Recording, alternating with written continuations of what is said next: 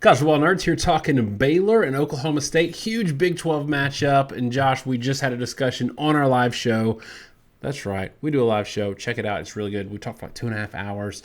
Do it every Saturday at 10 p.m. Eastern. You can check out the one from this last week. We did a live show. Somebody asked us in a super chat who's the best team in the Big 12. And right now we're feeling Oklahoma State.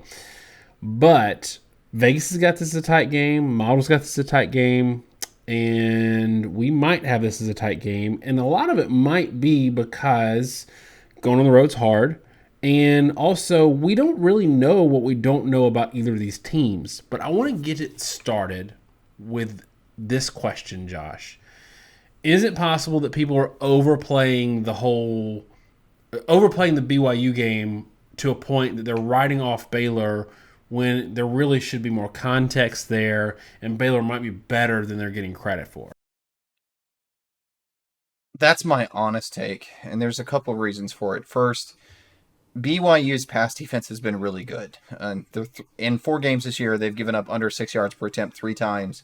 The fourth was Oregon, which if you look in yards per attempt, they got shredded, but they got shredded to the tune of 227 yards. Oregon only threw 20 times. They had a couple big bulk receptions in that game where they had big chunk plays, and outside that, it was still like a 6 yard per attempt outing really for Oregon. I think BYU's pass defense is really good. And then, the situation for Baylor, it's pretty simple. You have a quarterback in Shapen who's a sophomore, and he's making his first, real ever start in BYU. And yeah, he played some at the end of last year, but first meaningful start beginning of the season, and I think he just rolled out a complete clunker of a game. Texas State also wasn't great, but I felt like Iowa State, he took some big steps forward. He looked a lot more comfortable.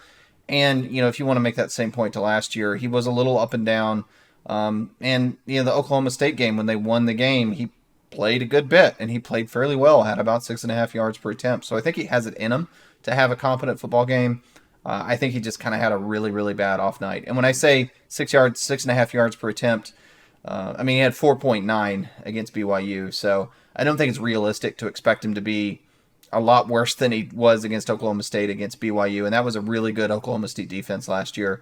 And so this season, I think he's getting a little more rhythm, a little more successful. And I will say he's playing an Oklahoma State defense that's lost 6 of 8 leading tacklers from last year, and it's a little bit of a different football team and a little bit of a different matchup, I think, on both sides, with new quarterbacks and new defenses all around. And we talk about SEC stadiums a lot, but going on the road to play BYU in your first start as the guy that owns the team, not a spot start, but that team is yours to lead. That's a tough challenge, but I still, I'm still a little torn because I don't know how much to give that credit or ding them for it. Just like I'm not really dinging Oklahoma State for giving up 44 to Central Michigan. I was arguing with a Penn State fan today that wanted a lot of credit for their win over Central Michigan and wanted to kill Oklahoma State, but it was 51-15 at one point, Josh. The one thing I will say about that is giving up 44 to Central Michigan, even if it was 51-14 at some point, probably speaks to depth or lack thereof, which could come into play in this game, maybe not. Maybe the depth concerns are in the secondary, and you don't really get into that unless there's an injury. I'm big on Spencer Sanders. I like him a lot. I think he can be streaky and get the hot hand, but I do like him a lot. Josh, talk a little bit about that defensive personnel. Talk a little bit about what you've seen defensively from Iowa or Oklahoma State this year that may be more than just losing a great coach. Yeah, there's a lot of turnover on Oklahoma State's roster. Again, 6 of 8 leading tacklers are gone, and a lot of seniority was gone. And we've taken heat ourselves from Ohio State fans on one side by saying, look, we think Knowles is a really good coach, but you also have to really be realistic with what he had at Oklahoma State to work with. And, if you're an Oklahoma State fan, the thing you want to hear is, yeah, we lost a good coach, but it was really our players, right? Because if it's your players that made him good, not the coach, then you shouldn't take as much a step back from him leaving. In his case, I think he was good. I think he made use of his talent. But when you've got a boatload of super seniors and you're able to run a defense that I think was a lot more complicated than what most college defenses are able to run, gives you a lot of advantages. And I think Oklahoma State did take a pretty significant step back. And when I looked at their performances this year, I wasn't necessarily wowed. The Arizona State game is the one I focused on the most. Arizona State is a pretty incompetent football team. Emory Jones was really terrible in that game. But what I saw were a lot of bad angles, a lot of missed tackles in the secondary, and when things got going, or when they, when stuff happened right for Arizona State, it was usually something that Oklahoma State did wrong. And that's not a good position to be in. And this is, something we talk a lot about, Daniel, and I don't know that we've really discussed this point, but my biggest concern with Oklahoma State in this game is they've only played 3 games. The third game against Arkansas Pine Bluff was an FCS. And I think some people are going to view it as sort of a positive that they're more well-rested, that they had a bye week right this week. I actually view it as a negative because Central Michigan wasn't a tough opponent. They had a tough game, but they're not a good team. Arizona State is not a good team.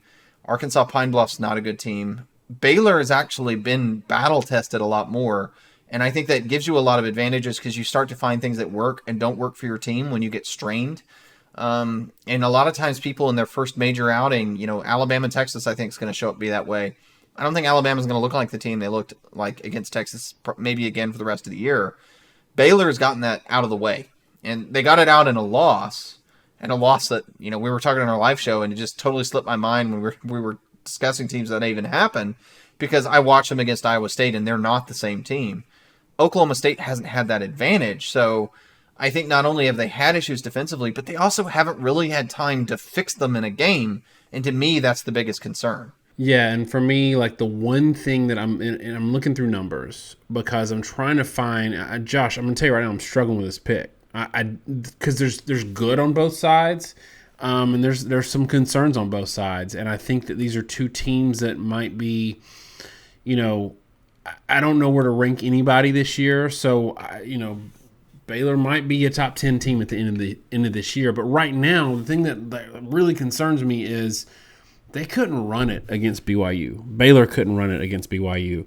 And that's a team that's been run on this year. Even by South Florida, I think, had 5 yards of carry on them. So that concerns me a little bit when I'm thinking about this game. But I want to see what the model says first. I'm jumping back and forth on this pick. I think I know where you're going with your pick, which I think is kind of influencing me. I'd rather be influenced by some numbers. So let me look at the model and walk us through that. And we'll go from there. So if you haven't followed us before, we run a computer model starting about week 4. And what our model does is it looks at your performance against opponents and your opponent's performance against performance, builds a portfolio or sort of a snapshot of what your team is or isn't. And it's all based purely on comparative statistics, per play statistics, how you did against teams, how good you did against them, how good those teams you played did against everybody else.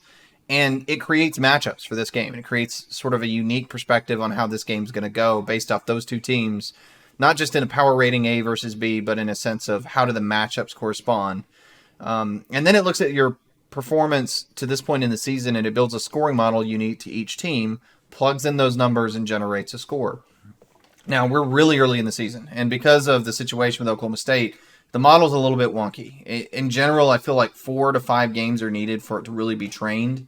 We do not use prior year data, and we do that philosophically because we always want the model to be telling us stuff about this year's teams. And it's easy to factor in recruiting rankings or last year's scores with Oklahoma State, but all that's going to tell you is what you already know. It doesn't tell you anything new. So even if it makes it a little bit less accurate, we'd rather have the new data in front of us because we want to use it as a discussion point. And the first thing that the model tells us is this intermediate statistic, which is pretty simple. A percentage of opponent average is allowed. And what I mean by that is if your opponents are averaging 5 yards a carry and you're allowing 4, you allowed 80% of their averages. It's a pretty simple, neutral, comparative statistic. In that regard, there's 2 things that stand out. The first is that Oklahoma State allows 94% of opponent rushing averages. That is a bad to mediocre number. Usually, because everybody's a little bit inflated due to bad competition, 90% is average, I would say. And 129% of opponent passing averages. That number is awful. Like, really, really bad. Ole Miss last year, a couple years, level bad. We don't see numbers outside 110% that often. Now, I think a little bit of that is inflated because you've got 2 opponents. One is Central Michigan, who you had a bad day against. The other was Arizona State, and the wheels have completely come off that football team. So they've got some bad data. But still, it does kind of give you a little bit of pause, right? To realize the only 2 meaningful games you played, you didn't do a great job defending the air. And on the other side of it, Baylor has allowed 62% of opponent rushing averages. I mean, that stands out. For all the faults that you want to have on Baylor and their problems and even the loss to BYU, the one thing that they didn't struggle with was allowing teams to run the football. Baylor on the year is allowing teams, I got the statistic here somewhere, allowing teams to rush the ball for, I think, just for a little over 2 yards a carry. I think less than 3 yards a carry in general. That's a phenomenal number. And you see that in the 62% average, and then passing 97% average. And so what you end up with is sort of a tale of two cities with the score and the yardage. The score is Oklahoma State 39, Baylor 34. I think that's a little too high, and reflective of the fact that you played some junk games kind of means it thinks you're a little more explosive than you are, is the simplest way to put it.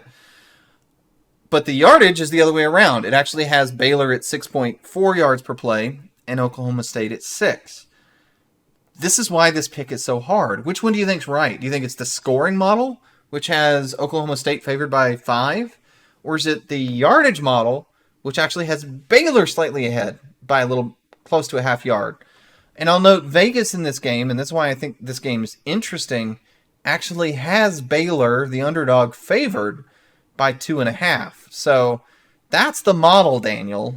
What do you take away from it? I don't think the scoring is right, and I'll tell you why. I think that Baylor in the last, just looked at it quickly. I think in their last 8 games against Power 5 opponents, they've only hit 30 once, and that was 31 last week against Iowa State. So I think that this game's going to be in the 20s, which means it's a coin flip kind of game. I don't know that the 129 is super accurate, since a lot of the Central Michigan yardage and points happened after it was scrub time.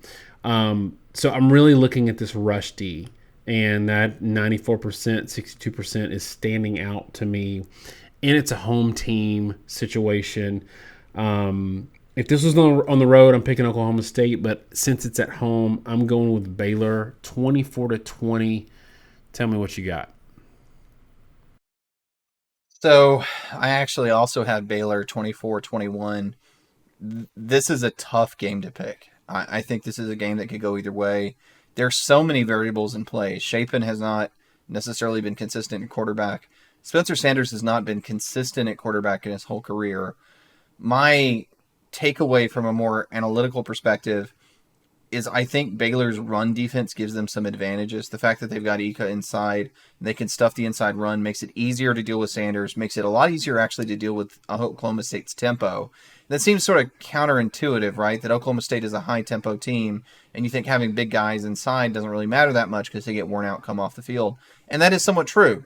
But when you have that ability to be big and to stop the run, it takes away this sort of inside dive play that teams like to run a lot, that kind of keeps the chains moving and creates this constant flow of momentum, sort of a waterfall with tempo. And when you don't have that and you're just throwing the ball a lot, then you have more negative plays, you get more stops, and I think that's going to cause Oklahoma State to be pretty herky-jerky.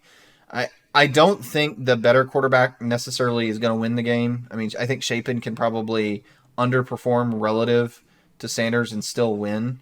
But I do think the game is probably going to hinge a lot on what version of Spencer Sanders you get and how well they do play.